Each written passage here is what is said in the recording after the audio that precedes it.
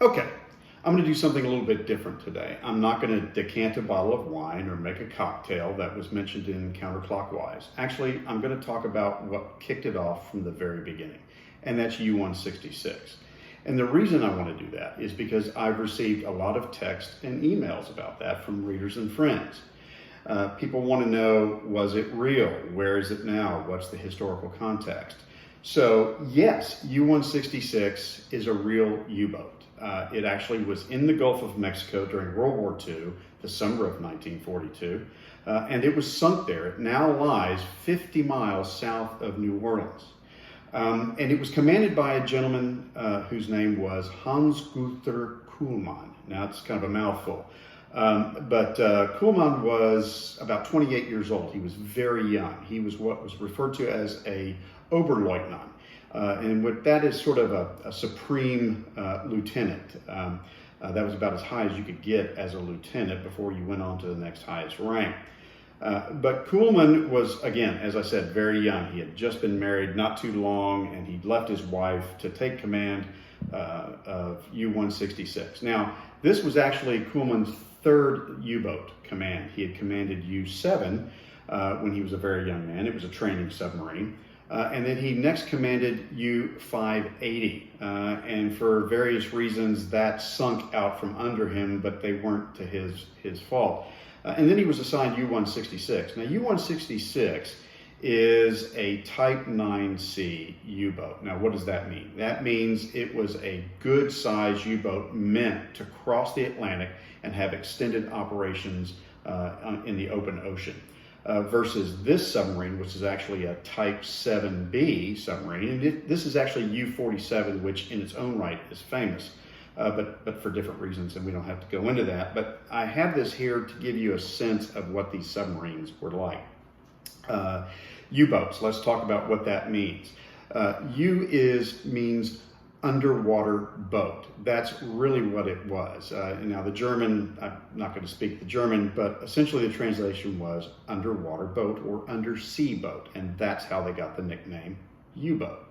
And so what the Germans did was they designated each one with a number. So it would be undersea boat 1, 2, 3, on up to 166, and they kept going. They had hundreds of these things. But this is, again, as I said, a Type 7. But for the purposes of what we want to talk about, it gives you just a general sense of these U-boats.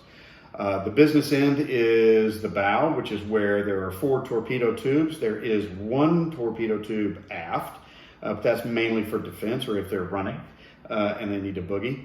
And then this is the conning tower, sometimes referred to as the sail. Now, on a submarine, even though they would be submerged in controlling things from the control room or even within the conning tower, the bridge is still on top of the boat. And that's this area right here.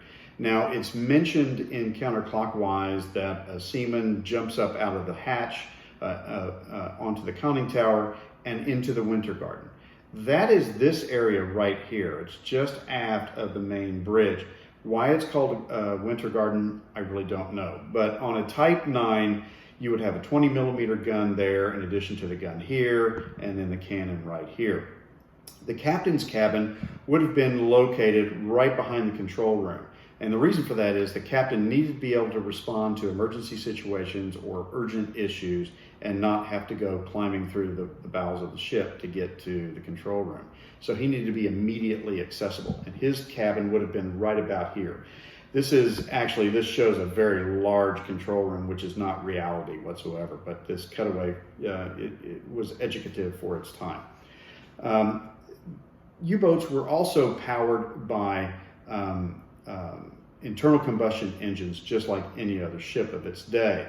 And now your question is, how could an internal combustion engine function underwater? It didn't.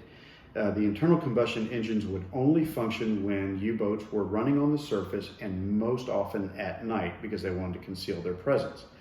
So they would run their engines, and those engines would also charge a whole array of batteries that are on almost just above the keel. The keel is this little long spine of the ship underneath. You've seen them on sailboats and other ships. So this is the keel, and the batteries would have been just above that. in their own compartment, and the internal combustion engines would have charged those batteries while running at night, and then during the day they would submerge and run off electric engines that would turn the propellers back here.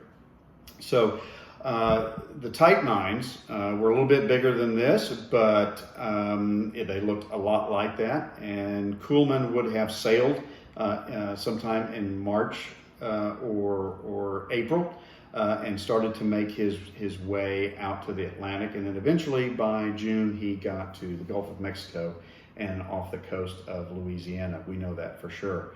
But in counterclockwise, obviously, he goes a little bit further west than that and lets off his passenger near the shores of Texas. I hope you enjoyed this, and if you want to learn more about U-166, you can certainly look it up and read the history behind it, and Kuhlman and some other U-boats that were in the Gulf. The Gulf was fraught with them in 1942. If you want to read counterclockwise, it's available at your favorite bookstore. If it's not, ask for it and they will order it for you. And you can also get it on Amazon.com, either hard copy or Kindle. And I really appreciate you joining me. Thanks.